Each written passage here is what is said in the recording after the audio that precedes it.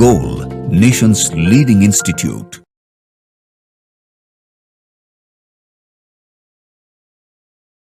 Hello students, myself Deepak Deep and I am going to discuss physical chemistry part of AITS major test 3rd and it was held on 1st March 2026. Let's start with first question of physical chemistry and it is question number 136.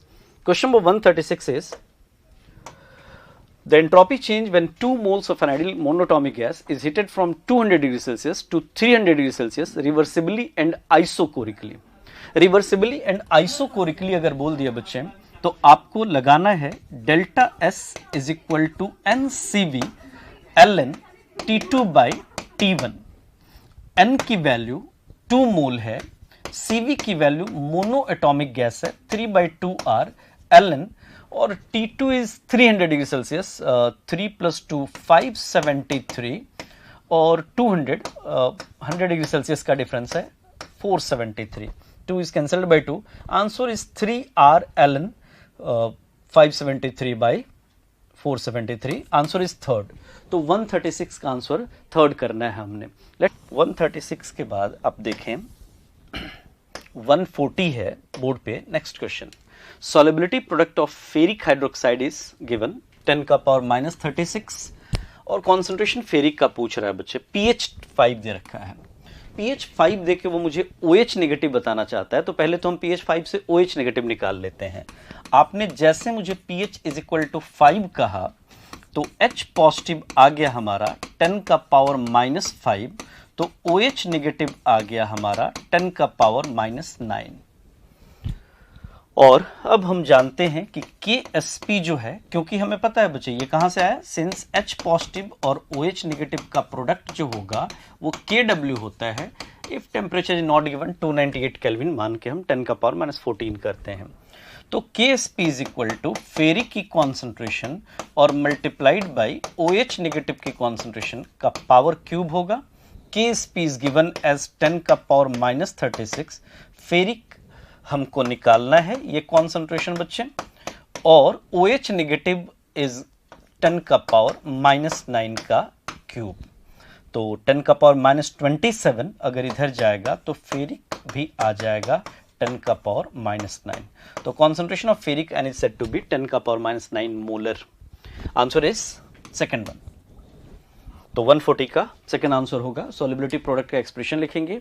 PH से OH negative निकाला और OH negative रख दिया तो ferric की concentration निकल जाएगी. ये सिंपल क्वेश्चन था.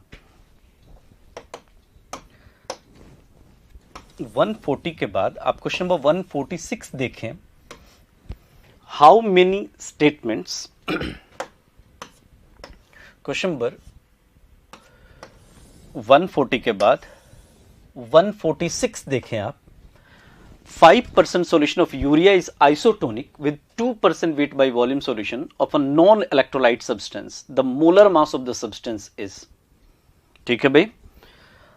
तो अगर आपसे कोई कह रहा है कि आइसोटोनिक है, आइसोटोनिक होने का मतलब होता है बच्चों ऑस्मोटिक प्रेशर सेम होना. ऑस्मोटिक प्रेशर सेम होना मतलब पाई सेम होना और पाई बराबर होता है ICRT. भाई देख लेते हैं क्या टेम्परेचर की बात करी है तो ये तो कांस्टेंट है, R तो कांस्टेंट है ही और ये भी नॉन इलेक्ट्रोलाइट सब्सटेंस है मतलब I 1 हो जाएगा और यूरिया का भी 1 हो जाएगा. मतलब बेसिकली मुझे कॉन्सेंट्रेशन देख लेना है कि दोनों तरफ कॉन्सेंट्रेशन सेम होना चाहिए. 5% वेट बाई वॉल्यूम बोले तो 5 divide by urea 60 molecular mass. Urea NH2 whole twice CO होता है बच्चे तो इसका मॉलिक्यूलर मास 60 होता है इनटू 100 ऊपर 1000 and this will be equal to 2% molar mass. We don't have MB solute का molecular mass into 100 into 1000. Basically 100,000 तो कॉमन था, हमको 5/60 को 2/मोल से इक्वेट कर लेना था. तो MB comes out to be, ये 12 से कट जाएगा, 12 का 2 गुना तो MB आ जाएगा हमारा 24 ग्राम पर मोल. तो आंसर इसका हम लोग सेकंड करते हैं. आइसोटोनिक का मतलब आपको याद रखना, आइसोटोनिक बोले तो ऑस्मोटिक प्रेशर सेम होना. अभी तो चांस की बात है, कॉन्सेंट्रेशन ही सेम होना आइसोटोनिक हो गया क्योंकि टेम्परेचर की बात नहीं करी और दोनों का I भी इक्वल था 1 था. क्वेश्चन नंबर 146 के बाद 149 देखें आप बोर्ड पे. How many statements are correct about Debye Huckel Onsager equation. आपको पता है बच्चे, ये जो इक्वेशन है डिबाय-हकल-ओनसागर इक्वेशन, ये किसी स्ट्रॉन्ग इलेक्ट्रोलाइट के लिए वैलिड है। जब हम स्ट्रॉन्ग इलेक्ट्रोलाइट के लिए ग्राफ प्लॉट करते थे, आपको याद होगा ये lambda m versus root c का ग्राफ जब हम प्लॉट करते हैं तो एक स्ट्रॉन्ग इलेक्ट्रोलाइट के लिए ऐसा ग्राफ आता था जिसको हम एक्स्ट्रापोलेट करते थे तो हमको लेमडा m नॉट की वैल्यू एट 0 कॉन्सेंट्रेशन मिल जाती थी। और यही फ्लॉ था कि वीक इलेक्ट्रोलाइट में ये ग्राफ ऐसा आता था कुछ। अगर मैं वीक इलेक्ट्रोलाइट के लिए दूसरी लाइन दिखाऊं तो वीक इलेक्ट्रोलाइट का कुछ इस तरह का ग्राफ आता था डिक्रीजिंग, तो ये कहीं टच नहीं करता था, तो आप कहते थे कि वीक इलेक्ट्रोलाइट का लिमिटिंग लेमडा इससे हम डिफाइन नहीं कर पाते हैं। तो कोलरॉक्स लॉ इंट्रोड्यूस किया था। मतलब this equation, this linear equation, this graph is valid only for a strong electrolyte. तो स्ट्रॉन्ग इलेक्ट्रोलाइट के लिए वैलिड है, तो पहला तो गलत हो गया। It is valid for weak and strong. At 298 Kelvin, aqueous solution of NaCl and KBr have the same value of constant A। आपको पता है ये जो वैल्यू होता है बच्चों, वो टाइप ऑफ इलेक्ट्रोलाइट पे डिपेंड करता है, ये नेचर ऑफ इलेक्ट्रोलाइट पे नहीं डिपेंड करता। मतलब ये 1:1 टाइप है, 2:1 टाइप है, 1:2 टाइप है, what type of electrolyte is, इस पे ये कांस्टेंट A डिपेंड करता है। कहना ये है कि NaCl and KBr both are same type of electrolyte, तो ये तो सेम सही स्टेटमेंट है, ये रॉन्ग स्टेटमेंट था। It is valid only for strong electrolyte is again right statement. It is valid for weak acid only, wrong statement. Weak acid are weak electrolytes और उनका तो ये वैलिड नहीं होगा ग्राफ। तो आंसर किया जाए, दो स्टेटमेंट इसमें से सही हैं, तो सेकंड किया जाए 149 का।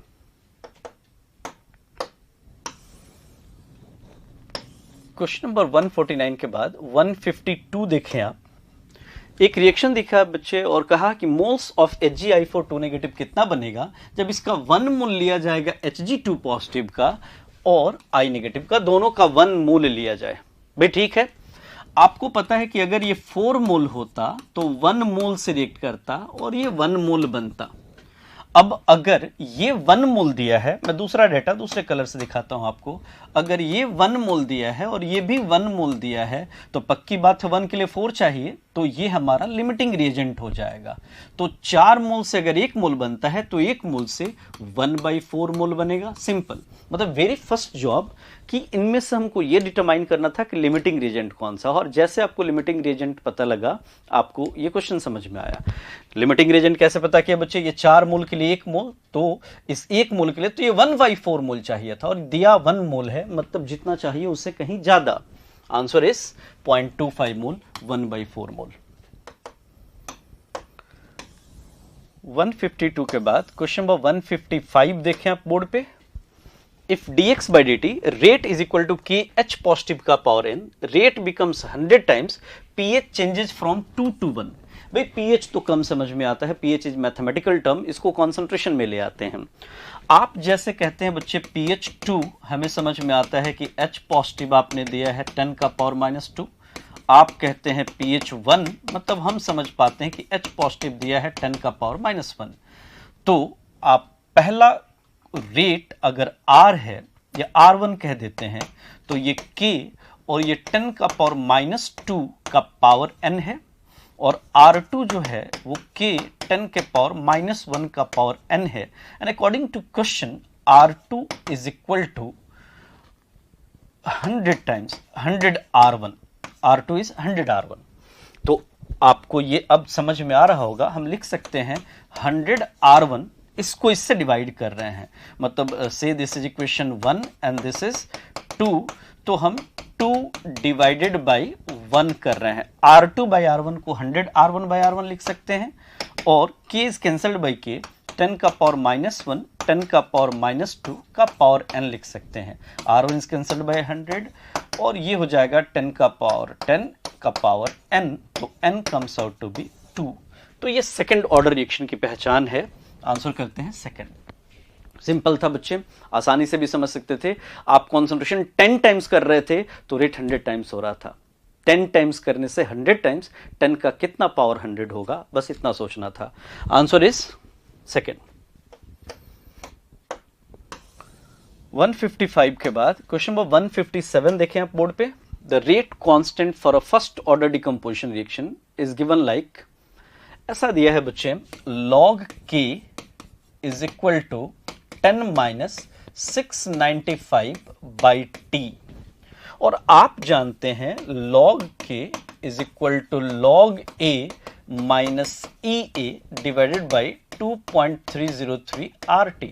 आपको अब समझ में आना चाहिए कि अगर इन दो चीजों को हम इक्वेट करें तो ई ए बाई 2.303 R की वैल्यू 695 है। तो ई ए हमारा आ जाएगा 2.303 इंटू 695 और R की वैल्यू हमको किलो कैलोरी में रखनी है, तो 2 इंटू 10 का पावर -3 रख दिया। तो जब हम इसको सॉल्व करते हैं तो वैल्यू अप्रॉक्सीमेटली इक्वल टू 3.2 आ जाती है। तो आंसर इसका थर्ड करते हैं, 157 का थर्ड आंसर हो जाएगा। आर्हेनियस इक्वेशन का एक सिंपल सा क्वेश्चन है, कैलकुलेटिव है, टाइम लगा होगा पक्का आपको, लेकिन सही किया होगा आपने, क्योंकि ये इक्वेशन तो बड़ा नोन है, आपने जरूर पढ़ा है। क्वेश्चन नंबर 157 के बाद क्वेश्चन नंबर 160 देखें आप बोर्ड पे। The heat of solution of anhydrous copper sulphate and copper sulphate .5H2O pentahydrate are given. आपको ऐसा दिया है बच्चे कि CuSO4 plus CuSO4 solid plus water H2O liquid, excess of water, we have CuSO4 aqueous। और इसका enthalpy of solution दिया है कुछ डेल्टा H1 कह देते हैं -15.89 इन किलो कैलोरी पर मोल, 15.89। ठीक है भाई, ऐसा। अब दूसरा डेटा दिया है कि CuSO4.5H2O पेंटाहाइड्रेट अगर क्रिस्टलाइन फॉर्म में है प्लस वाटर अगर होता है, ये भी अपना सॉल्यूशन बना है CuSO4 एक्वस, तो इसका enthalpy of solution delta H2 है and that is 2.80 kilo calorie पर मोल। भाई अगर ये X वाटर लेगा तो ये X प्लस 5 वाटर लेगा, 5 इसमें पहले से कम है तो 5 ज्यादा लेगा। से this is equation 1 and this is equation 2। हमको चाहिए क्या बच्चे, हीट ऑफ हाइड्रेशन। में फिर दूसरे कलर से जो चाहिए वो बता रहा हूं। What will be hydration, heat of hydration of copper sulphate. Heat of hydration का मतलब होता है CuSO4 सॉलिड अगर ये 5 वाटर लेके H2O लिक्विड लेके और ये CuSO4.5H2O में चला जाए एक क्रिस्टलाइन फॉर्म से दूसरे क्रिस्टलाइन फॉर्म में, तो जो इंथैल्पी चेंज होगी वो हीट ऑफ हाइड्रेशन कही जाएगी। तो क्वेश्चन ये पूछ रहा है हमसे कि what is value of heat of hydration. ये फ्रेम किया हमने इस क्वेश्चन को, तो सिंपल है भाई, इस दो इक्वेशन को यूज करके ये लाना है। तो आप देखिए copper sulphate solid left side को चाहिए, कॉपर सल्फेट लेफ्ट साइड को है, copper sulphate .5H2 right side को, तो इस रिएक्शन को रिवर्स करेंगे, एक्स वाटर कैंसल्ड हो जाएगा, तो हमारा नेट एक्सप्रेशन आ जाएगा। तो कह सकते हैं कि बाई 1 - 2 हमें ये मिल जाएगा। तो डेल्टा एच हाइड्रेशन अब आपको समझ में आ गया होगा कि डेल्टा एच हाइड्रेशन आ जाएगा -15.89 - 2.86। ये जोड़ देंगे तो आंसर आ जाएगा।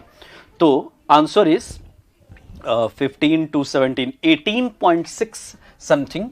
तो आंसर फर्स्ट करते हैं हम लोग, ये सिंपल है, आप कर पाएंगे। क्वेश्चन नंबर है आपका 160 का आंसर फर्स्ट हो जाएगा। ये 2.80 दिया है तो वो करेक्शन कर लेते हैं हम लोग भी, ये 2.80 है, ये 2.80 है, तो पक्का आपका सही आंसर आ जाएगा।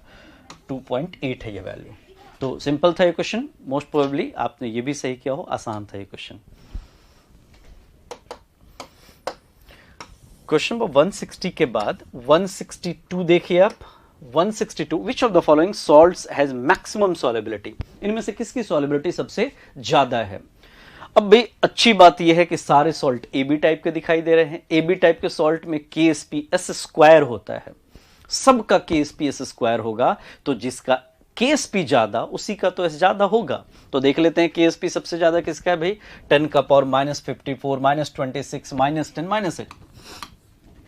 Second will be the answer, क्योंकि इसकी सॉल्युबिलिटी 10 के पावर -4 के ऑर्डर में आएगी, इसकी 10 के पावर -5 के ऑर्डर में, -13 के ऑर्डर में, -27। सबसे बड़ी वैल्यू सेकेंड की आ रही है, मैक्सिमम सॉल्युबिलिटी। क्वेश्चन नंबर 162 के बाद 166 देखें आप बोर्ड पे। Molar conductivity for a weak electrolytes like acetic acid increases when the electrolytic solution is diluted. Okay, सही बात है भाई, लैम्डा की बात कर रहा है ये, लैम्डा एम के बाई सी इंटू 1000 या नीचे 1000 होता है, साइन पर सेंटीमीटर में तो ऊपर 1000 लिखते हैं भाई। डाइल्यूट करते हैं आप तो के घटता है, उतना नहीं घटता जितना सी, तो लैम्डा तो बढ़ जाता है।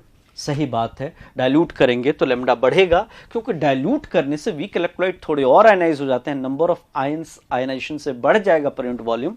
तो for weak electrolytes degree of dissociation number of ions in total volume solution that contains one electrolyte increases with dilution.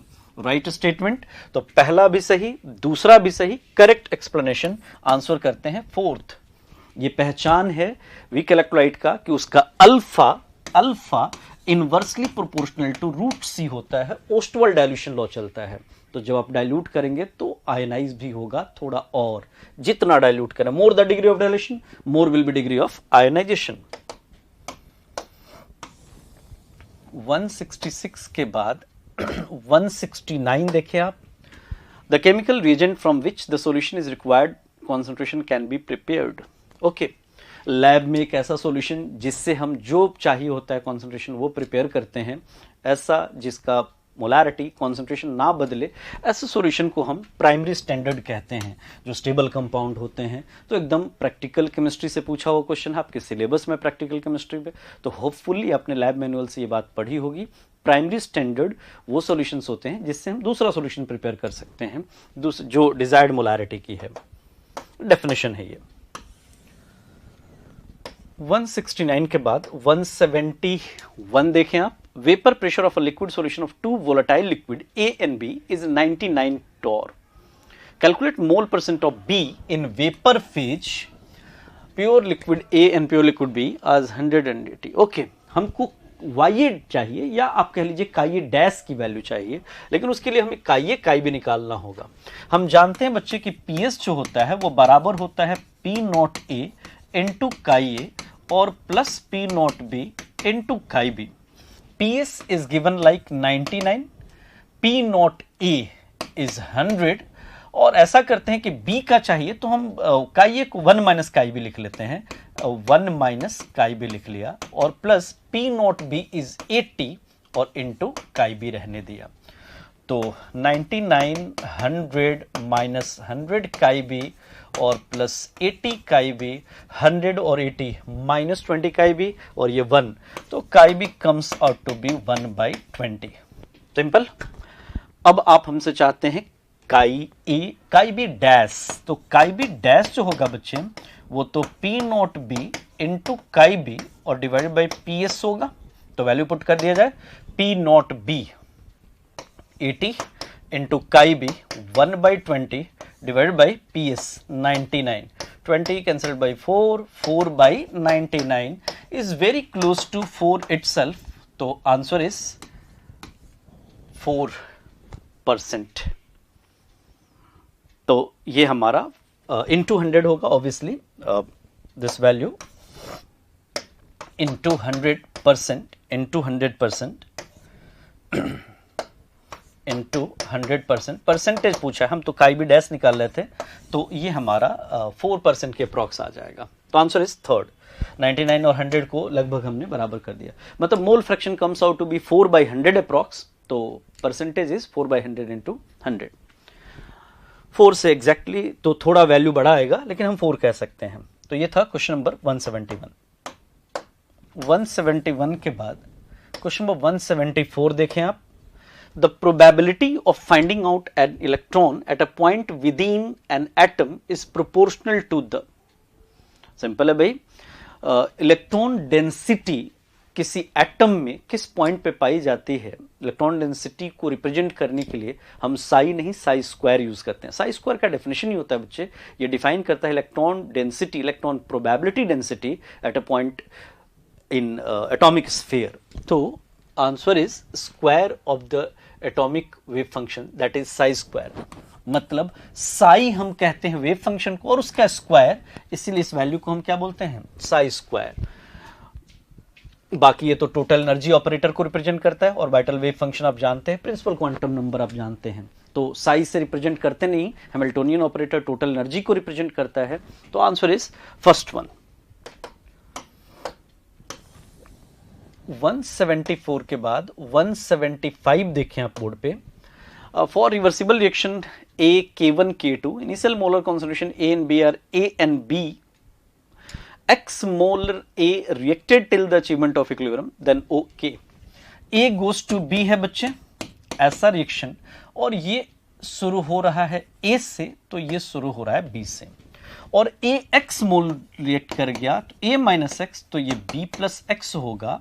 और इक्विलिब्रियम कांस्टेंट जैसा आप जानते हैं, rate constant of forward by rate constant of backward होता है, तो K1 by K2 is B plus x और A minus x. ये सॉल्व करना हमने, तो कर लेते हैं। K1A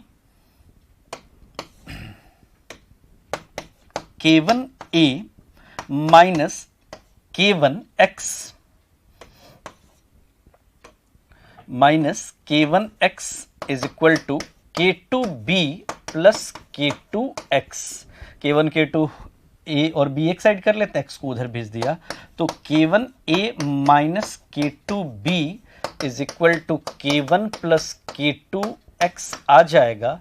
तो X comes out to be K1A minus K2B divided by K1 plus K2, ऐसा एक्सप्रेशन हमारा आ जाएगा। तो आंसर इज फर्स्ट वन। आप देखिए बोर्ड पे सिंपल सा एक्सप्रेशन बना है। अगर हम इक्विलिब्रियम तक के लिए A मोलर और B मोलर से शुरुआत करें तो A माइनस एक्स और B प्लस एक्स हो जाएगा, और जैसा इक्विलिब्रियम में आप इक्वेट करते हैं, बस आपको ध्यान रखना था इट इज K से इटसेल्फ, K1 बाई K2 को ही हम लोग इक्विलिब्रियम कांस्टेंट कहते हैं। तो आंसर इज फर्स्ट वन। 175 के बाद क्वेश्चन नंबर 177 देखें आप। बोर एटॉमिक मॉडल का एक सिंपल सा question, kinetic energy and potential energy of electron in second Bohr orbit of hydrogen atom. आपको पता है बच्चे, -13.6 into Z square by n square electron volt per atom total energy कहते हैं आप।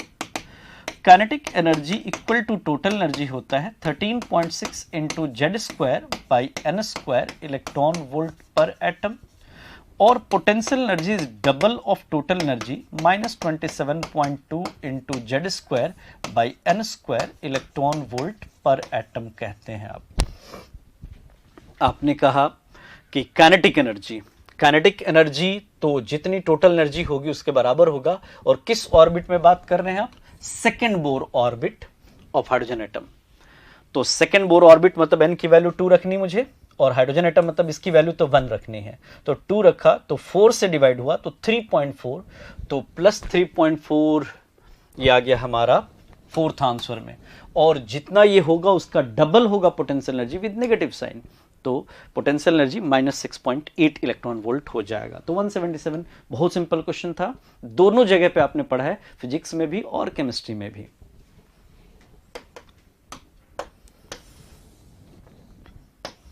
क्वेश्चन नंबर 180 देखें आप। A living plant cell shows neither exosmosis nor endosmosis in 0.1 molar NaCl। कह रहा है कि एंड ऑस्मोसिस एक्स ऑस्मोसिस नहीं शो कर रहा है ये 0.1 मोलर NaCl में, then in blood it will show. Okay, तो सबसे पहले तो हमें ये देखना होगा कि ब्लड का होता कितना है कॉन्सेंट्रेशन या ऑस्मोटिक प्रेशर, क्योंकि टेम्परेचर की बात फिर से नहीं करी है, तो और NaCl इलेक्ट्रोलाइट तो सेम ही रखा है। तो ब्लड के लिए आपको पता है कि ब्लड में 0.9% वेट बाय वॉल्यूम NaCl होता है, या इसी को हम नॉर्मल सलाइन कहते हैं, NS कहते हैं।